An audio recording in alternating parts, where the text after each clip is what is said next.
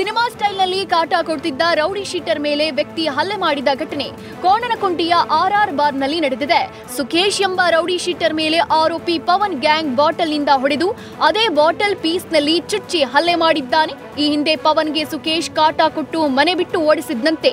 ಇದೇ ದ್ವೇಷವನ್ನ ಮನಸ್ಸಲ್ಲಿ ಇಟ್ಕೊಂಡಿದ್ದ ಪವನ್ ಸ್ನೇಹಿತರ ಜೊತೆ ಸೇರಿ ಆರ್ಆರ್ ಬಾರ್ನಲ್ಲಿ ಕುಳಿತಿದ್ದ ಸುಖೇಶ್ ಮೇಲೆ ಬಿಯರ್ ಬಾಟಲ್ನಿಂದ ಹಲ್ಲೆ ಮಾಡಿದ್ದಾನೆ. ಈ ಸಂಬಂಧ ಕೋಣನಕುಂಟೆ ಪೊಲೀಸ್ ಠಾಣೆಯಲ್ಲಿ ಪ್ರಕರಣ ದಾಖಲಾಗಿದ್ದು ಪೊಲೀಸರು ಆರೋಪಿಗಳನ್ನು ಅರೆಸ್ಟ್ ಮಾಡಿ ತನಿಖೆ ಮುಂದುವರೆಸಿದ್ದಾರೆ.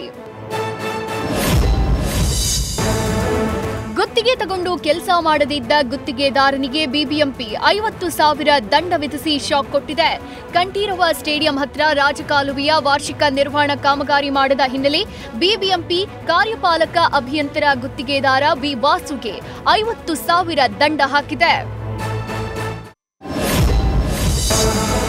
ಬೆಂಗಳೂರಿನ ಚಿನ್ನಸ್ವಾಮಿ ಕ್ರೀಡಾಂಗಣದಲ್ಲಿ ನಡೆಯೋ ರೋಚಕ ಪಂದ್ಯಗಳನ್ನ ನೋಡೋಕೆ ಬೆಂಗಳೂರು ಮಾತ್ರ ಅಲ್ಲ, ಹೊರ ರಾಜ್ಯ ವಿದೇಶಗಳಿಂದಲೂ ಜನ ಬರ್ತಾರೆ.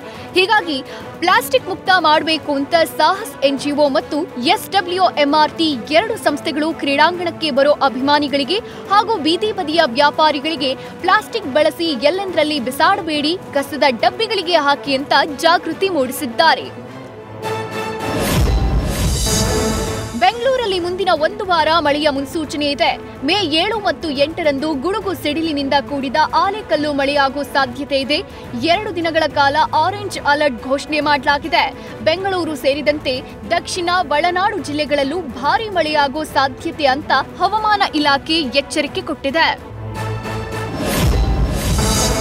2025-26ನೇ ಸಾಲಿನ ವೈದ್ಯಕೀಯ ಪ್ರವೇಶಕ್ಕೆ ಇಂದು ರಾಷ್ಟ್ರೀಯ ಅರ್ಹತಾ ಮತ್ತು ಪ್ರವೇಶ ಪರೀಕ್ಷೆ ನಡೆಸಲಾಯಿತು. ದೇಶದಲ್ಲಿ ಏಕಕಾಲಕ್ಕೆ ನಡೆಯೋ ಈ ನೀಟ್ ಪರೀಕ್ಷೆ ರಾಜ್ಯದ 381 ಪರೀಕ್ಷಾ ಕೇಂದ್ರಗಳಲ್ಲಿ ನಡೆಯಿತು.